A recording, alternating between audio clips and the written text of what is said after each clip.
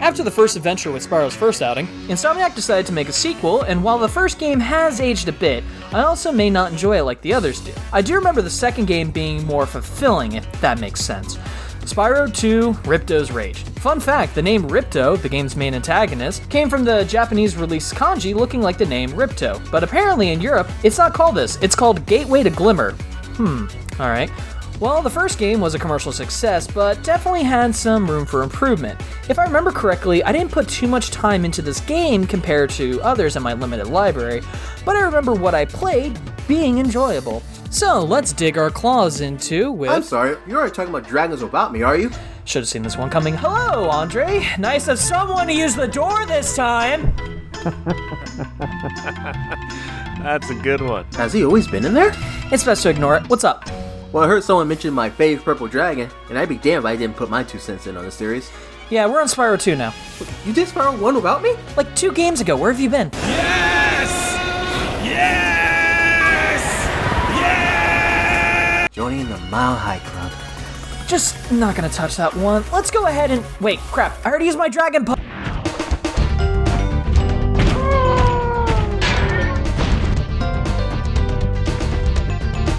So picking up after the last game, Spyro and Sparks are in need of vacation. They decide to head to Dragon Shores, but before they can get some rest and relaxation, they are sent to the land of Avalar, where dragons don't exist apparently. No dragons? Wonderful! And that's disturbing. He was summoned here by Professor Mole, Hunter the Cheetah, and Alora Lafon, but with a little sorcerer problem named Ripto, with Vania's crushing gulp at his side, who was busy taking over Avalar because the Professor accidentally summoned him there. But before Ripto could move in permanently, the Professor had the fairies split up the portal's power all around Avalar. The Professor then had the bright idea to summon a dragon from another world after Crypto makes it very clear that he hates dragons. And because these nice people of Avalar are completely and utterly incompetent, Spyro, having no choice in the matter, has to help these people if he wants to go on vacation and return back to his world. Hey, why is Spyro wearing sunglasses? Oh, because when I did the last video, I used a cheat to put on his glasses at the end of the game, and apparently all those cheats work across games, so it's still there. So you just left it on through the whole playthrough? Yeah, I figured why not? Dude was planning to go on vacation anyways, why wouldn't he be wearing glasses? Not like Spyro has pockets to put them away. Alright, so what are we doing this time? At the end of the last one, the dragons got crystallized again. Yeah, they are in here. New territories or new collectibles. So they're gonna stay statued? Yeah, probably. I'm sure they'll get better. Okay, well, still collecting gems like usual, it looks like. Dragons got a horde. Uh-huh. But they serve a purpose this time, as you need to collect enough of them to get to certain areas and to get certain upgrades. Huh, in-game paywall. Guess it gives me a reason to collect the gems besides to get the 100% mark. Wait, who's this rich-looking bear? Oh, that's Moneybags. Oh, right. Man, I forgot about him. God, he's kind of a dick, considering he's stopping me from progressing and sometimes outright helps the other side! Yeah, I still think Spyro should eat him, considering all the issues he gives you, although he does teach you some new abilities, so you need to collect more orbs. Orbs? Yeah, you need them to progress through the worlds, along with talismans, but mostly orbs and gems. No eggs? No, Japan only. We'll get those back in 3 though. Huh. Well, yeah, true to form, Spyro plays like he did in his previous outing, but he has been given some extra tweaks. For one, you can do a quick hover move by pressing the triangle button after a glide to give you a small boost, in case you need it or to stop straight in your tracks. Right, and with Moneybags he teaches you how to climb up ladders. That, oh no, with the Reignite trilogy, that does not look right at all. You also need the ground pound techniques, which can be used to open up certain containers and kill certain enemies. Huh. So I guess I have to track back to certain areas once I unlock these abilities, which isn't too much of a hassle since these areas aren't too big or cumbersome to navigate around during normal gameplay. Water hazards are pretty much gone since Spyro took some swimming classes and isn't hydrophobic, like most platformers, and with upgrades he can even go underwater. This seems a little weird to get used to, especially with this camera. Just think of it as underwater flying. Oh yeah, the Speedway segments do make a return, don't they? But this time, I don't know, doesn't seem so bad. Maybe I'm just used to them at this point, and since collecting gems this go-around is more rewarding, it's not as tedious. Does that make sense? Well, I mean, since all you had to do in the last game to get the collectibles was walk up to them and the gems were needed only to get to the next stage, as well as open the final world. Now collecting the gems is about finding them and paying off Lunch Bear. I bet a rich dragon like you wouldn't mind cashing in a few gems. And the orbs are rewarded you by doing missions or finding them hidden throughout the world. Yeah, MacGuffins as collectibles have more of an importance and make them seem more beneficial to collect this go-around.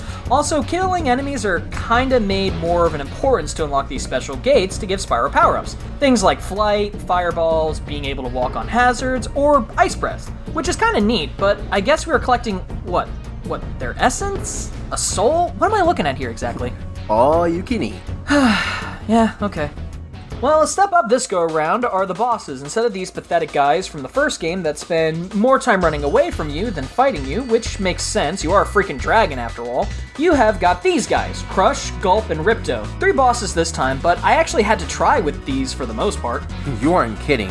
Crush is nothing to worry about, but Gulp is a beast. He'll eat your power-ups and use them against you, as well as his AI homes in on you with his attacks.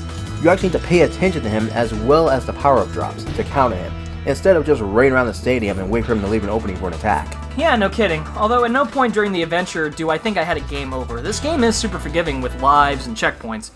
Trouble with the trolley, eh? Be honest, how many times do you have to do this? Not as much as I did with the worst trolley mission in gaming history with Tomba 2. Finishing the game does give you the scene viewer, which is cool, I guess. It's not like this game is huge on story, but I'm sure it was pretty cool to see back on the PlayStation 1. Then, when you 100% the game, it rewards you with a fire breath upgrade. Not too great unless you're gonna be going for those skill points, I guess. Well, unless you start a new game on a profile you already have, then you can play with it already unlocked from the beginning. Huh, no shit. That's actually pretty cool. Yeah, it doesn't stop how annoying Hunter is that he holds 9 of the 45 ores required. Damn it, man, I got things to do. You are lucky you're endearing. Alright, Spyro. Are you ready to try out my plane? Yeah, considering that some of these missions are pretty annoying, like the Alchemist. Oh yeah, he's always been like that.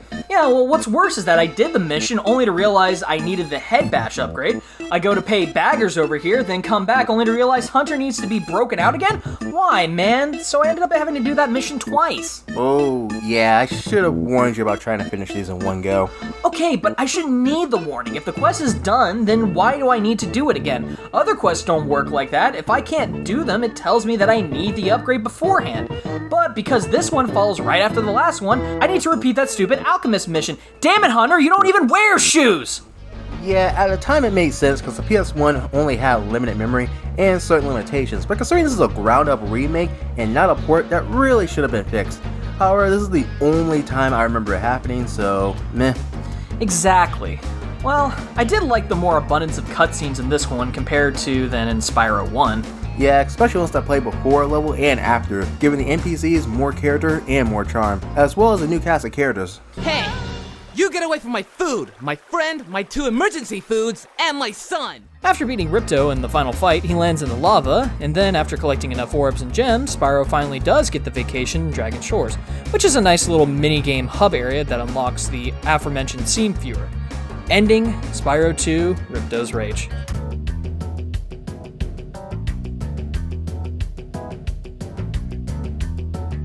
Well, I will say I did enjoy this one way more than the first one, but I still don't know if I could rate this high on my platformer list. Wrong opinion aside, but do go on. Don't get me wrong, I'm not saying this is a bad game, far from it, but I just don't know if I'll have an urge to go back and play this game in general. Although, I don't think I would sell this title either, which means I like it? That's an odd standard of judging a game, but teach their own. I mean, I guess, maybe that means I want to play other games more, maybe that has to do with nostalgia, but again, I don't think the second game is a failure at all. But so far, I would definitely pick up Spyro 2 again before playing Spyro 1 anytime soon. Fair enough. Well, what about you? Where does this one rate for you then, Dragon Boy? As far as Spyro games go, it's definitely the one I had the most time with, and I loved all the charm the world's had. I brought the Rig 9 trilogy mostly to play the second game, as I don't remember 3 too well. Well, we'll cross that bridge when we get to it. Alright, well, we aren't done with Spyro just yet. I'm going back over to the Orange Marsupial to check out how his second adventure went. We are still on the play No More Heroes though, right? Oh, for sure, especially with the third one coming out later this year, but until then, I'll see you next time. Still want to do the Tales of series. Well, hey, you made it to the end, so maybe you liked the video, or if not, tell me in the comment section below, and go ahead and make sure you tap that subscribe button and smack that bell to know when the next video is out. Once again, thank you so much for watching, and I hope to see you again real soon.